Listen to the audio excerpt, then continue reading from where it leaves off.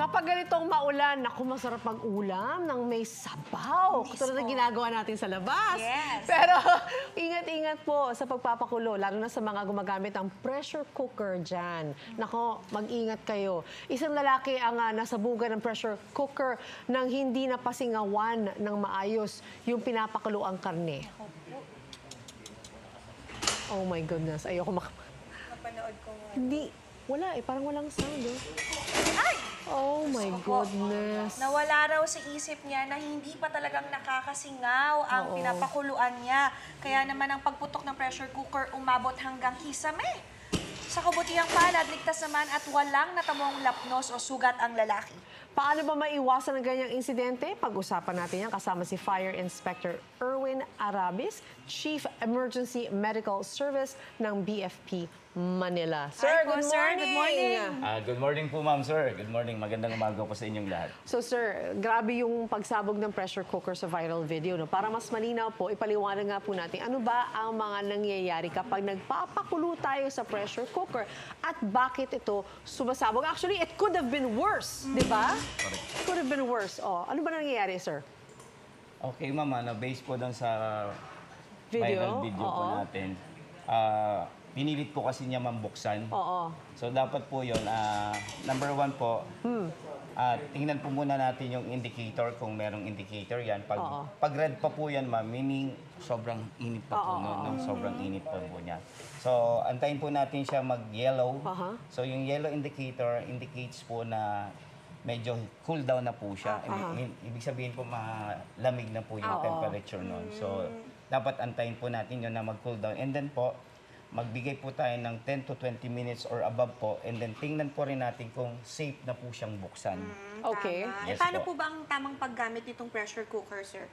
Yes, ma'am. So, halimbawa po, kasasabi po ni ma'am kanina, masarap daw po magluto ng ulam, no? So, number one po, pag naglagay po tayo ng karne or anything na pwede po nating ilagay sa pressure cooker na pagkain po, na palalambutin, huwag po natin siya i-overfilling po. Meaning, hanggang 3/4 lang po yung laman, ma'am. Kasi pag sobra na po siya na puno po, may tendency na rin pong sumabog. Okay. Yes, So, ma'am. wag punuin yung Huwag pressure punuin po, ma'am. cooker. Hanggang 3/4 lang po. So, I see. tingnan po natin yung indicator na Okay. dapat hanggang 3/4 lang po. Okay, so paano ba malalaman kung pwede nang mag-release ng pressure? Like you said, kasi may indicator yung minention nyo, sir, di ba? Yes, Yung ma'am. sabi mo from red to yellow. However, not everything, di lahat ng pressure cooker, like pressure cooker ko sa bahay kasi luma na. Yes, ma'am. So walang indicator yun eh. Pero ang sa akin kasi, indicator, kung nakalimutan mo na i-release yung heat, i-release yung pressure, tapos tinatry mo siyang i-open, masikip. Yung hindi mo kaya, yung kailangan talaga maskulado. Di ba, sir, ano yan, masikip yan eh. Kaya yung nakita natin sa video, yung Yes, lalaki, ma'am. Yes, ma'am. tinatry Hirap na niya. hirap Siya mag-open eh. Pag nahirapan ka mag-open, alam mo, may pressure pa sa loob. Paano ba siya ma-release? Ako Itataas? tinatanggal ko yan, oo. Mine kasi is the luma yan. ayun. Tinatanggal mo Yes. lang yan. Tapos ako, nilalagyan ko siya ng basahan sa taas para hindi umano yung madumihan yung ceiling ko. Okay. Actually, ma'am, lang. kasi ma'am, yung indicator na yan, ito ma'am, dito sila nagre-release ng hangin. Yeah, Di ba di ba? yan? Gumagano. Yes, pares po tayo sa nagsasabihin Oo. eh. Actually po, pares po tayo nagsasabihin. Oo. Yung hangin na po yan or yung steam na po yun, may sound siya ma'am. Yep. Pag masyado po siyang malakas yung sound na narinig po natin, it indicates po na sobrang init po Mainit, yun. oo, Yes correct, ma'am. correct. So ang mangyayari nun, ganito po yung sound niyan. Yes, exactly. Pag medyo nagre-release na po siya, ma'am, ng hangin or ng steam, ma'am, ganun po siya kalakas. No? So, ang mangyayari po niyan, nire-release niya yung sobrang init para Yes. hindi po siya sumabog. Yes, So, ang mangyayari po niyan, magda-down na po yan.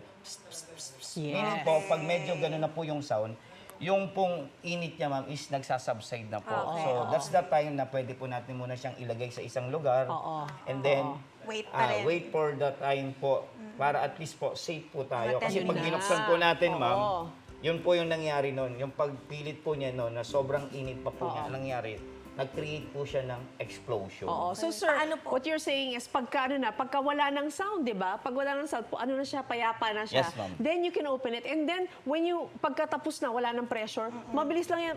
Ganun lang yan, di Yes, ba? ma'am. So, At wala saka namang madalas tamang po- posisyon or ano, siguro nakalayo. Ma'am, yan, tama po yung pwesto mo, ma'am. And then, layo po tayo ng konti, ilayo natin yung mukha natin. Kasi sometimes po, pag hindi po siya pwedeng, hindi pa po siya open or safe to open, ma'am, may nangyari po niyan dati na medyo nag-release po to. Naku, umakyat po. Oo. Ganon din po nangyari. So, delikado, baka tamaan po tayo rito. Exactly. Pwede makamatay yung pressure ha, sa totoo lang. Yes. Pag Yes po. sumabog yan, it goes to Yan. your face, Ayan po, patay. ayan po. Yan ma'am, ganyan po siya. So, karagdagang paalala po sa ating mga kapuso, meron po ba kayong mga last tips para sa ating nanonood na gumagamit ng pressure cooker?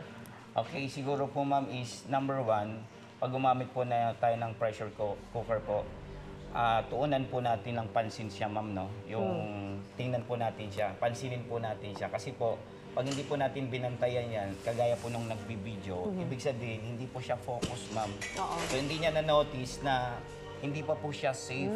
Oo. So ang nangyari, parang nakikipag-away po siya doon sa pinilit po niya ma'am. So ang tendency po, nung sudden lang pag-open po niya, yung nag-create po ng explosion. So buti na lang po, maraming salamat po sa Panginoon kasi hindi po siya nasaktan. Nasaktan. Swerte siya kasi hindi tumama sa kanya yung cover at hindi siya nabuhusan ng mainit na tubig. Correct. Kasi yun kasi 'di ba with pressure cooker talagang lagi yung may liquid yan eh. It's what you use with it. So ingat-ingat po sa inyong lahat Ingat po, sa mga paggamit. kapuso. Oo.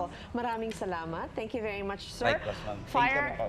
Fire Inspector Erwin Arabis, Chief Emergency Medical Service ng BFP Manila sa pagbibigay kaalaman sa paggamit ng pressure cooker na tama ngayong umaga. Mga Thank you puso, po. ingat Thank you po po, tayong sir. lahat sa pagluluto. Okay? Ingat. Stay focused. Balik morning agad po. ako ng hirit. Thank you. Thank you ma'am. Ikaw, hindi ka pa nakasubscribe sa GMA Public Affairs YouTube channel? Bakit? Mag-subscribe ka na, dali na, para laging una ka sa mga latest kwento at balita. I-follow mo na rin ang official social media pages ng Unang Hirit. Salamat, Kapuso.